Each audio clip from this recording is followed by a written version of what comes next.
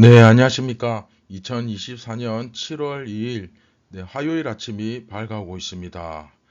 자, 오늘부터는 이제 14번째 이야기, 형벌 선고, 예루살렘의 범죄라는 제목으로 미가서 6장 9절부터 16절까지 이제 함께 묵상을 시작하도록 하겠습니다. 오늘 첫 번째 시간이죠. 형벌을 받는 이유, 형벌을 받는 이유라는 제목으로 미가서 6장 9절부터 12절 말씀을 함께 읽고 경건의 시간을 시작하도록 하겠습니다. 여호와께서 성읍을 향하여 외쳐 부르시나니 지혜는 주의 이름을 경외함이니라. 너희는 매가 예비되었나니 그것을 정하신 이가 누구인지 들을지니라. 악인의 집에 아직도 불의한 재물이 있느냐? 축소시킨 가증한 에바가 있느냐? 내가 만일 부정한 저울을 썼거나 주머니에 거짓 저울추를 두었으면 깨끗하겠느냐? 그 부자들은 강포가 가득하였고 그 주민들은 거짓을 말하니 그 혀가 입에서 거짓되도다.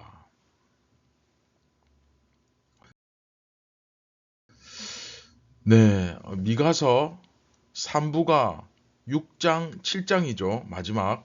미가서가 전체 7장까지 있는데, 그래서 미가서 이제 마지막을 향해 달려가고 있습니다.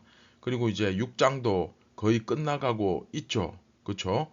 하나님께서 이스라엘 백성으로 하여금 참 신앙으로 돌아오라. 3부 타이틀이죠.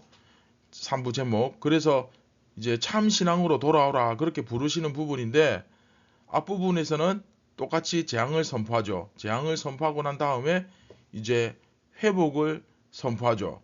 그래서 저번에도 말씀드렸죠. 미가서 1부, 2부, 3부가 똑같이 어떻습니까? 재앙, 회복. 재앙을 선포하고 그 다음에 회복을 선포하시고 이렇게 이것을 3번 반복하는 것이 미가서입니다. 그래서 사실 앞에 6장 1절부터 8절을 한꺼번에 다루었더라면 아마 훨씬 더 그 내용을 이해하는데 더 좋았겠죠.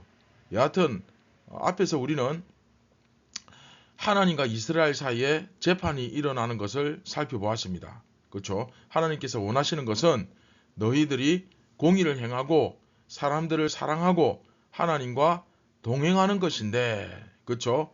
그래서 매일매일 그 변화되는 삶인데 그것을 하나님께서 기뻐하시고 좋아하는데 이 사람들은 우리가 하나님한테 안 해드린 게 뭐가 있냐? 뭘 더 해드려야 되느냐? 우리가 1년 된 뭐 수송아지를 바치면 되겠습니까? 아니면 천천의 순양과 뭐 만만의 기름 그걸 원하십니까? 뭐 우리 아들이라도 자식이라도 바칠까요? 이렇게 이야기를 한단 말이죠. 하지만 하나님께서 그들에게 원하시는 것은 그게 아니었다는 것을 이미 그렇죠. 율법에 다 기록되어 있죠. 있는데 이 사람들은 그 율법을 따르지 아니하고 말씀대로 살지 아니하고 그렇죠. 자기 나름대로 열심히 그냥 하나님 섬긴답시고 그러니까 뭐 제사 열심히 드린 거죠. 쉽게 말하면. 그리고 하나님께만 그렇게 제사 열심히 드린 것이 아니고 바알 신에게도 아세라 신 앞에서도 그렇죠. 여하튼 다른 우상 신들에게도 열심히 절하고 또 세상적으로 악한 그 일도 열심히 하고 뭐 그렇게 한 거예요. 그렇게 살아왔기 때문에 하나님께서는 그들에 대해서 심판을 선포하시는 겁니다. 그래서 오늘 본문은 형을 선고하는 거예요. 한마디로 이야기하면 너희는 이런 형을 당하게 된다. 그렇죠? 이제 재판장에서 피고 누구 징역 몇 년 뭐 이런 식으로 딱 선언하는 부분 있지 않습니까? 오늘 내용이 바로 그 부분입니다.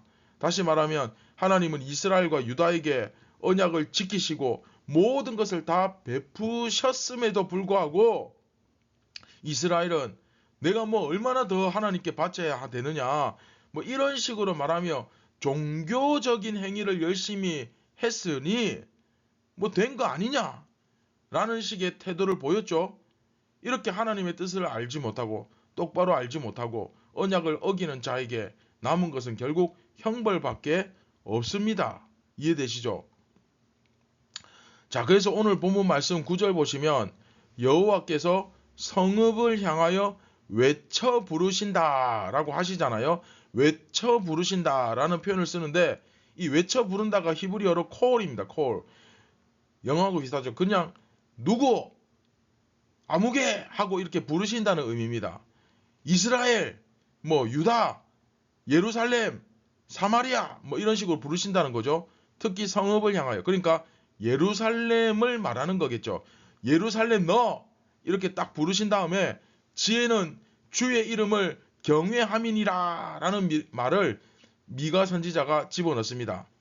주님의 이름을 경외하는 것이 지혜인데 하나님께서 너희들을 향해서 외쳐 부르시고 난 다음에 뭐라고 말씀하시느냐? 너희에게 매가 예비되었다.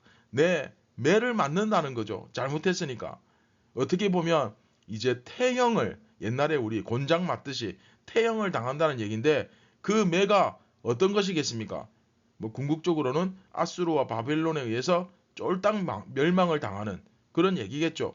그런데 이제 9절 마지막에 보면 그것을 정하신 이가 누구인지 들을지니라 이렇게 말씀하죠. 성읍을 향하여 외쳐 부르신다. 너희에게는 딱 매가 예비되어 있다. 자, 여기서 지혜는 주의 이름을 경외합니다. 그리고 또 정하신 이가 누구인지 들으라 이렇게 되어 있잖아요. 사실 이 두 가지가 서로 대꾸를 이루고 있는 거죠. 지혜는 뭡니까? 주님의 이름을 경외하는 것이고 근데 그 주님께서 그쵸 그것을 정하시니 그 주님께서 그 매를 정하시니가 누구인지를 너희가 온전히 들으라. 결국 뭡니까? 지혜롭기 위해서는 하나님이 어떤 분이신지를 바로 알아야 하고 그분의 말씀을 듣고 그분이 어떤 분인지를 아는 것이 중요한데 결국은 그들이 하나님을 알지 못했던 것이죠. 그 얘기하는 거예요 지금. 너희가 뭐 종교적 행사 뭐 예배는 화려하게 뭐 굉장히 엄청나게 뭐 잘 드렸는지 모르지만 정작 중요한 거 너희들이 그렇게 예배드리고 섬기고 하는 그 하나님이 어떤 분인지 그분이 무슨 말씀을 하시는지 그분이 무엇을 원하는지 하나도 모른다. 그렇죠? 한마디로 하나님께 관심이 없고 그래서 하나님을 알지 않고 자기 나름대로 뭐 하나님은 이런 분일 것이야 이런 식으로 생각하기 시작하고 이게 사실 정말 무서운 거죠. 그렇죠? 하나님은 제사 많이 드리면 좋아하시겠지. 하나님 내 아들 죽여서 내 아들의 피를 흘려서 그 제사 드리면 하나님 내 기도를 안 들어주실 수 없을 거야. 정말 기가 막히죠. 그렇죠? 이런 식으로 완전히 그냥 제 멋대로 말도 안 되는 그런 생각과 행동을 이들이 하는 거죠. 그래서 이런 식으로 했던 행동들이 결국은 뭡니까? 주님의 이름을 경외하는 게 아니고 그 율법을 정하신 분이 누구인지를 알려고 하지 않는 태도였고, 자, 다시 뭐라고요? 그 율법을 정하신 분이 누구이신지를 알려고 하지 않는 태도였고, 결국 그들은 멸망의 길로 걸어갔던 것입니다. 자, 그러면 하나님께서 관심을 정말로 가지시는 게 뭐냐?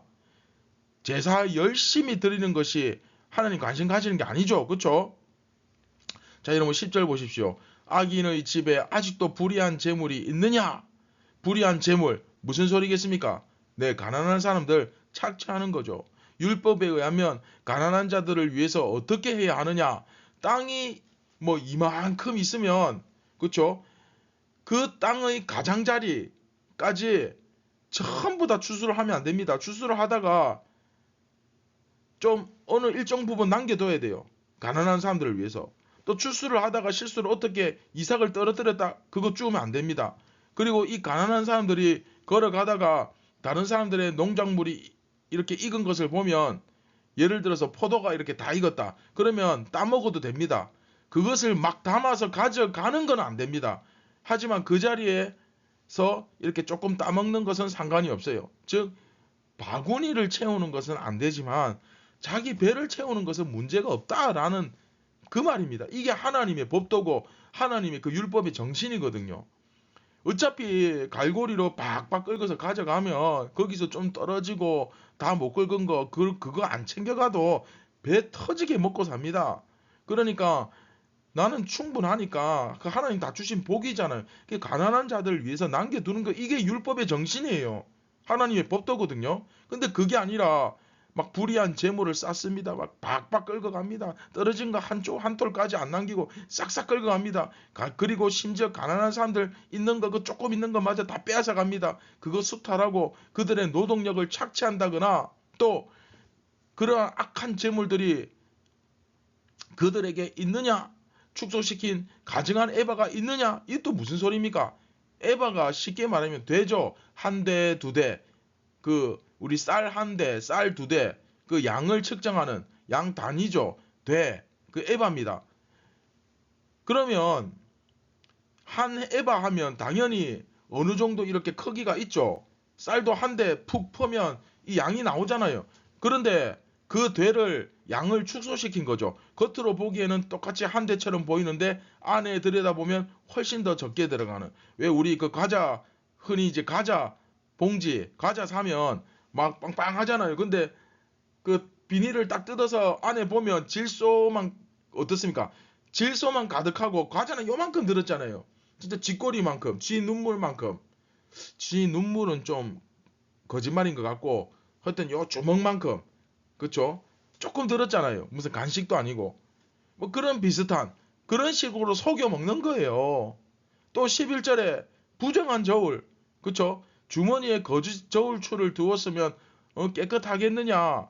근데 이게 진짜 중요한 거죠. 하나님께서 진정으로 원하시는 것은 이런 가증한 에바가 없고 속이지 말고 부정한 저울이 없고 거짓 저울추가 없는 거 정의를 지키고 그쵸? 1kg이면 딱 정확하게 1kg이고 1리터면 정확하게 딱 1리터고 이렇게 해야지. 근데 그게 아니고 그것을 막 거짓으로 속이는 그런 일들이 있다면 그들이 어떻게 하나님 앞에서 깨끗하다고 할 수 있겠냐는 거죠. 아무리 제사 드려봤자 그들은 깨끗하지 않을 겁니다. 하나를 보면 열을 안다고. 어디 이게 그쵸? 에바뿐이겠습니까? 삶 구석구석에 거짓과 부정과 불의와 그쵸? 정의를 행하지 않고 이런 것들이 가득한 거예요. 마지막 여러분 12절 보십시오. 그 부자들은 강포가 가득하였고 그 주민들은 거짓을 말하니 그 혀가 입에서 거짓되도다. 자, 여러분 거짓을 말하니까 그쵸? 거짓을 말하니까 사람들은 계속 어떻게 수탈하게 되고 빼앗아 가게 되고 거짓말로 다른 사람들을 계속 속이고 속고 서로가 서로를 속이는 것을 알고 있으면서도 그 속임을 당할 수밖에 없는 상황. 그런 상황이 이 예루살렘에 가득했다. 만연했다. 그쵸? 그것을 이 미가 선지자가 알고 있었고 이제 그것으로 인해서 그들을 정죄하면서 성읍을 향해서 누구 그쵸? 자 예루살렘 너희들은 매가 예비되어 있다. 태형 몇 대 이런 식으로 형벌을 딱 선고하는 거예요. 그러면서 9절부터 12절까지의 이런 죄를 저지르고 있으니 너희가 어찌 이 형벌을 피할 수 있겠느냐. 9절부터 12절 내용이죠. 라고 선포가 되는 거예요. 네, 이제 형이 확정된 것입니다. 형이 확정되어서 이제는 그 형을 매를 맞을 수밖에 없는 벌을 당할 수밖에 없는 거예요. 누구누구는 형이 몇 년이다. 왜냐? 이런 죄를 지었고 이것은 더 이상 선처의 가능성이 있다 없다? 없다. 그러므로 너희들은 이것을 받아야 한다. 이런 식으로 딱 선포하는 거예요. 부자들은 강포가 가득하고 이 굳세 강자에 아주 사나울 포자 이제 한자로 이야기하면 뭐 그런 뜻인데 이게 이제 성경에서는 인간의 본성에서 나오는 모든 악한 행동을 말합니다. 근데 그게 가득했다. 그러니까 못된 짓이 가득했다는 거예요. 그 주민들은 거짓을 말하고 똑같아요. 주민들도. 그 혀가 입에서 거짓되었으니 자 이렇게 되니까 이것은 이제 용서의 이유가 어떤 것도 존재하지 않는다. 이건 뭐 그냥 벌을 받아야 돼. 빼박이 그렇게 선포가 되고 있는 것이죠. 이해되시죠? 자, 말씀을 맺도록 하겠습니다.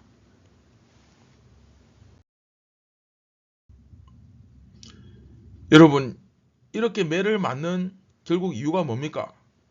그들이 1년 된 송아지로 뭐 번제를 똑바로 안 드려서, 예배를 똑바로 안 드려서 아니죠. 천천의 순양이나 만만의 강물 같은 기름을 바치지 않아서 뭐 예물을 적게 드려서 아니죠. 또 심지어 뭐 자기 아들까지 죽여 바치는 종교적 열심이 부족해서 아닙니다. 예배 잘 드렸어요. 하나님께 막 갖다 바쳤습니다. 정말 예배 퍼포먼스 화려했습니다. 그렇죠? 그 집에, 그렇죠? 그런 종교적 열심이나 뭐 하나님 앞에 헌금을 적게 드리고 뭐 예배를 똑바로 안 드리고 그런 이유가 아닙니다. 그건 뭡니까? 그 집에 불의한 재물이 있고, 그렇죠? 축소시킨 가증한 에바, 사기를 치고 부정한 저울, 거짓 저울추가 있기 때문이죠. 정의를 행하는 것이 아니라 불법을 행하고, 다시 말하면 그 삶 자체가 뭐냐? 속임이 가득하고 거짓이 가득하고 껄핏하면 속이려고 하고 거짓말을 밥 먹듯이 하려고 하고 또 부정하게 좋지 못한 방법으로 부를 재산을 자꾸 모으고 축적하고 있기 때문이죠. 그렇게 모은 재산과 부는 전부 뭡니까? 그렇게 모은 돈은 전부 다 이스라엘 백성들의 가죽을 벗기고 뼈를 꺾어버리고 뼈를 바르고 다져서 그렇게 모은 거예요. 하나님이 이 이스라엘 백성들, 양떼들 잘 목양하라고, 잘 다스리라고 하나님 맡겼더니 그 맡긴 양을 다 잡아먹어버리는 거예요. 하나님께서 자기 백성을 벌하시는 이유가 결국 뭡니까? 거대한 제사를 드리지 않았기 때문에, 정말 뭐 종교적 열심과 의무를 다하지 않았기 때문에 그가 아니라는 거예요. 우리가 이 부분을 정말 깊이 묵상하고 생각해 보아야 됩니다. 이 점이 굉장히 중요합니다. 왜? 우리도 뭐 거대한 제사는 아니지만 나름대로 종교적 의무를 다하는 사람들 아닙니까? 여러분 뭐 여기 경건의 시간 들을 정도면 기본적으로 예배 다 잘 드리고 심지어 교회에서 봉사하고 충성하고 종교적 열심 다 있을 겁니다. 그거 없는 사람 잘 없을 거예요. 근데 그것 때문에 망한 게 아니라는 거예요. 정말 중요한 건 뭡니까? 우리가 두 가지를 점검해 봐야 됩니다. 그 말씀을 주신 하나님에 대해, 첫 번째 뭡니까? 그 말씀을 주신 하나님에 대해 나는 정말 바르게 알고 있는가? 하나님께서 무엇을 말씀하시고 하나님께서 무엇을 원하시는지, 그 하나님이 어떤 분인지 제대로 알고 있는가? 바로 그거죠. 그렇죠? 하나님께서 원하시는 것이 뭡니까? 정의를 행하고 사람들을 사랑하며 하나님의 말씀에 순종하며 선한 삶을 살아가는 것입니다. 이게 매일매일 변화되는 삶을 살아가는 거죠. 두 글자로 성화. 그렇죠? 그게 우리 믿음의 어떻게 보면 가장 확실한 증거 아닙니까? 바로 그것을 위해 우리가 종교적 열심을 내는 이유도 바로 이것 때문입니다. 우리가 주일날 주일 성수하고 수요기도에 뭐 금요철야 새벽기도 성경공부 제자훈련 등등 이 종교적 의무와 열심을 잘 감당하지만 정작 그것을 통해 목표로 삼는 내 매일의 삶의 변화가 없다? 성화가 없다? 작은 예수 아니다? 예수님 닮아가지 않는다? 그러면 아무 의미가 없는 거예요. 이 말 그대로 그냥 종교 행사일 뿐입니다. 그래서 다시 한번 오늘 이 두 가지, 첫 번째, 하나님은 어떤 분이시며 정말 원하시는 것은 무엇인가? 그렇죠? 이 말씀을 주신 하나님을 내가 얼마나 바르게 알고 그 하나님 원하시는 게 무엇인가? 그것을 정말 한번 내가 제대로 알고 있는 거 확인하셔야 되고, 그런가 하면 또 두 번째, 과연 나는 그렇죠? 정의를 행하고 사람들을 사랑하며 하나님의 말씀에 순종하면서 그렇게 매일 변화되는 삶을 살아가고 있는가? 그게 바로 복음 증거의 핵심이죠. 복음은 입으로 하는 것이 아니라, 복음 선포, 전도는 입으로 하는 것이 아니라 삶으로 하는 거예요. 삶으로. 그렇죠? 그래서 우리 자신을 정말로 돌아보고 반성하고 또 바로잡고 회복하는 그런 은혜의 아침이 되기를 주님의 이름으로 축원드립니다.